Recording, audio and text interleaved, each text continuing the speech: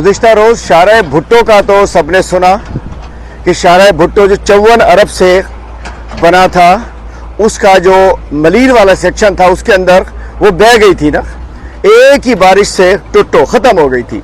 उसके बाद बयान आने शुरू हो गए मुराद अली शाह साहब के, मेयर साहब के, न जाने सबके, कि जी उसका तो इफ्तिताह हुआ नहीं था, ये तो अभी इफ्तिताह होना था। अरे भाई 90% रोड तो बन गई थी ना।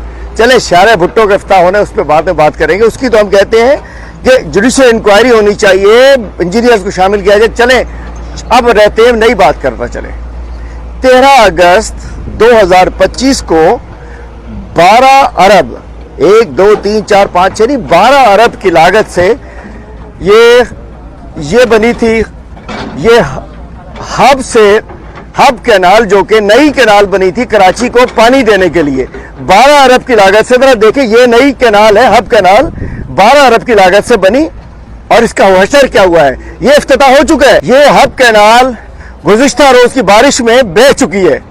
ये हब कैनाल 12 अरब रुपए, मतलब साथ वाली कैनाल चल रही है पता नहीं 50 साल से, वो नहीं टूटी। ये हशर है। और ये